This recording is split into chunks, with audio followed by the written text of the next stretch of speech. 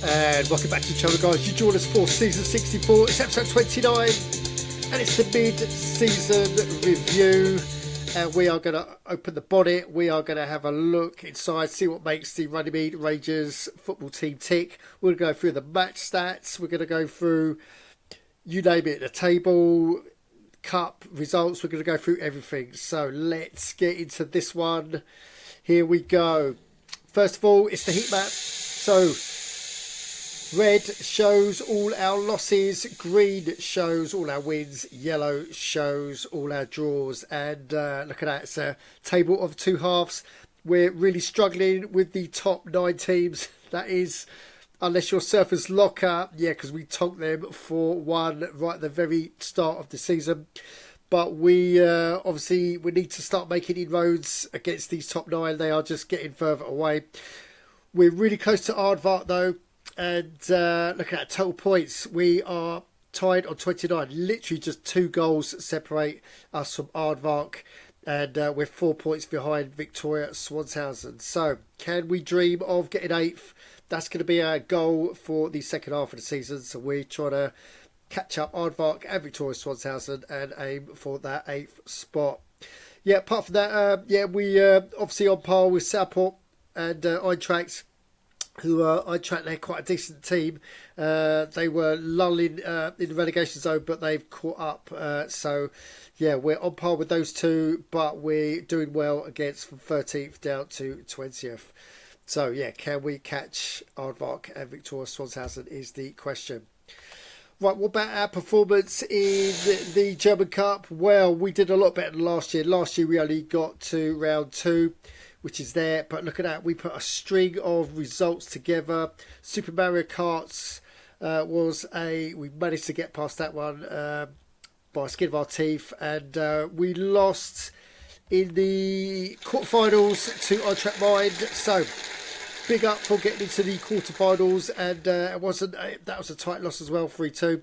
But look at all these, all our German Cup games were away, so we didn't get a break with the fixtures. So I think we did rather well to get to the quarter-finals. We were dreaming of semi-final glory, but that wasn't to be. Right, let's have a look at the squad then. So here we go. So the squad size is a very healthy 24. Average age is 25. Yeah, when you look at the players, our best players, we've got an age problem coming up. So yeah, from Saka down to Martins is 33. Herbert as well. I think he's like 36, is he? So we'll get into that in a minute. Wages are down on last year, and his technical rating is the lowest. Fast physical is the lowest, so we got a good mentality. Just need to raise the technical rating and physical rating of our team. So he's look at the squad, all 24 players, and I think we've got a balanced squad. We just need another goalkeeper, which we're trying to work on. But I think we need another centre back because you've only got 3 in that centre position. The rest are full-backs and wing-backs.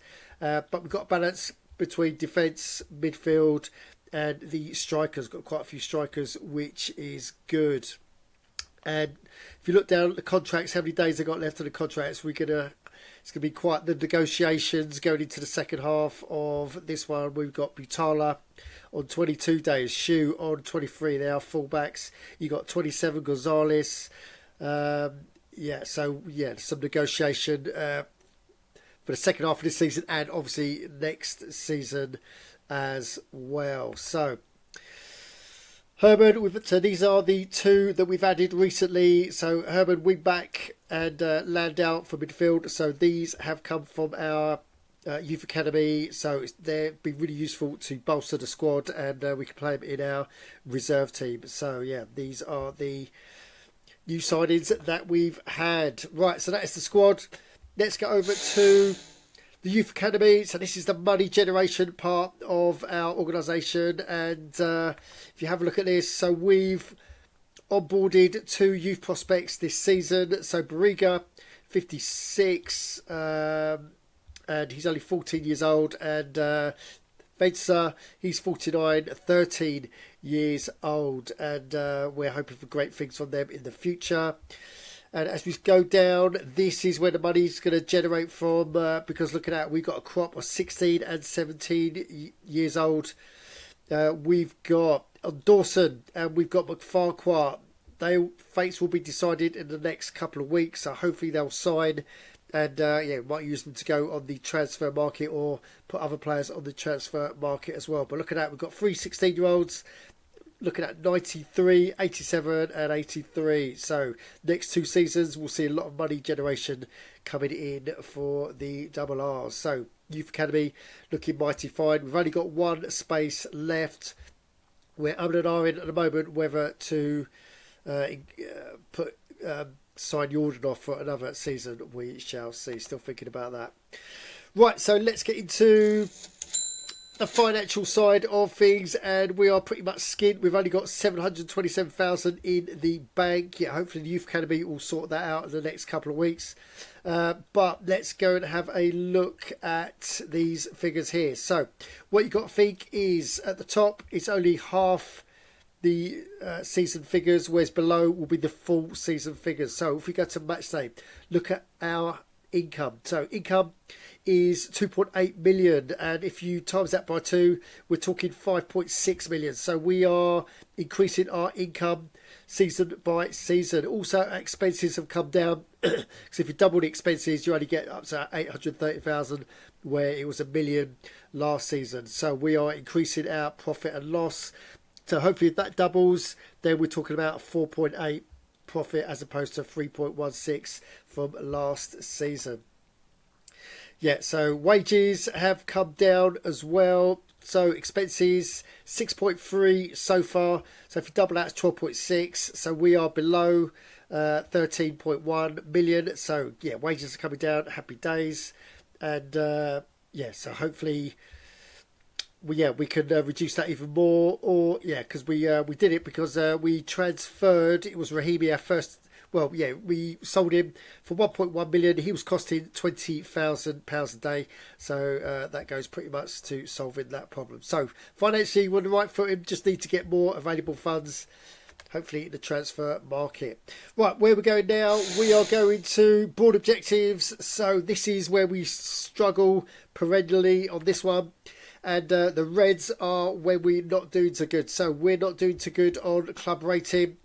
Having a lot of money in the bank would remedy that, but we are slowly building up. We're above the previous, which was 5293. We are now 5320.